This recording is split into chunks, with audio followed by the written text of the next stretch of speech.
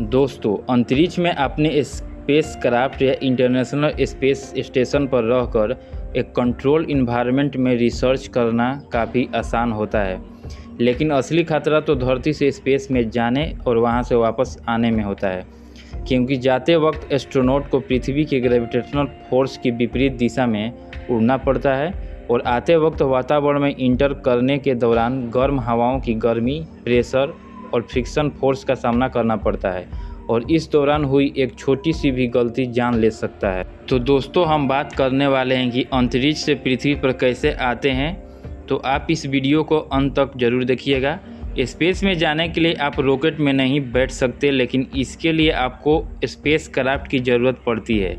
अब आप कहेंगे कि फिर रॉकेट की काम क्या है, तो यहाँ समझने वाली बात यह है कि स्पेस में जाने के लिए रॉकेट और स्पेस क्राफ्ट दोनों की ज़रूरत होती है, क्योंकि एक स्पेस क्राफ्ट में ही एस्ट्रोनॉट स्पेस एक्सपेरिमेंट के लिए ज़रूरी चीज़ें ले जाते हैं, जिसे अंतरिक्ष में पहुँचाने का काम रॉकेट करता है।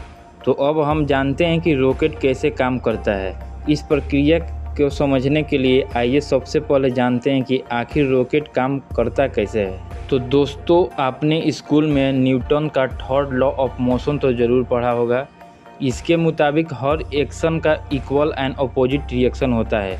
जैसे जब गन से बुलेट फायर की जाती है तो बंदूक से गोली की आगे की ओर एक्सलरेशन फोर्स लगता है और गोली भी बंदूक के पीछे की ओर बराबर का फोर्स लगाती है, जिसे रिक्वायल फोर्स कहा जाता है, जिस वजह से बंदूक चलाने वाले व्यक्ति के कंधे पर झटका लगता है। एक रॉकेट भी लॉ ऑफ थर्ड मोशन के सिद्धांत पर ही काम करता है और ढेर सारे ईंधन का कॉम्बिनेशन से रॉकेट थ्रस्ट पैदा करता है, जिसके इस्तेमाल से वह ज़मीन से उड़ता है और पृथ्वी के गुरुत्वाकर्षण बल के विपरीत दिशा में आगे बढ़ता है।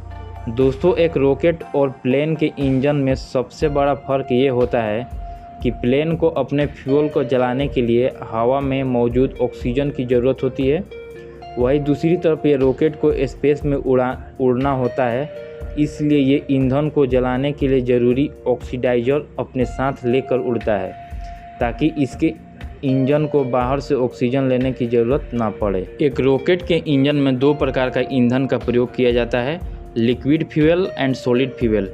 इस फ्यूल को ले जाने के लिए स्पेस क्राफ्ट और रॉकेट इंजन के साथ एक एक्सटर्नल फ्यूल टैंक जुड़ा होता है और स्पेस क्राफ्ट को पृथ्वी के वातावरण से बाहर स्पेस में सही जगह पर पहुंचाने के बाद रॉकेट स्पेस क्राफ्ट से अलग हो जाता है और यहां से स्पेस क्राफ्ट अपने आगे के जर्नी पर निकल जाता है।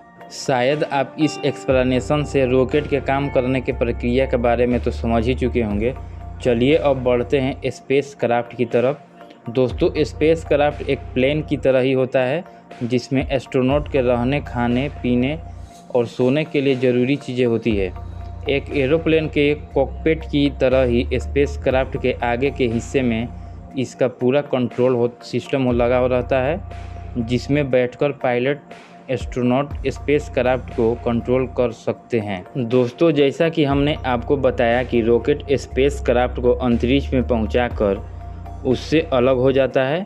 इसके बाद पायलट एस्ट्रोनॉट के हाथ में अपने स्पेस क्राफ्ट का कंट्रोल आता है। उसके बाद स्पेस क्राफ्ट उड़ाकर क्रू मेंबर्स को अंतरिक्ष में ज़रूरी जगह पर ले जाते हैं, क्योंकि इससे पहले तो ग्राउंड पर बैठी नेविगेशन टीम ही इस लॉन्च को कंट्रोल कर रही होती है। स्पेस क्राफ्ट में एडवांस टेक्नोलॉजी की मशीनें लगी होती है। इसका इस्तेमाल करके एस्ट्रोनॉट अंतरिक्ष में एक्सपेरिमेंट करते हैं। इस स्पेस क्राफ्ट और रॉकेट के लॉन्च के लिए तीसरी जो ज़रूरी चीज़ होती है वो है लॉन्च पैड।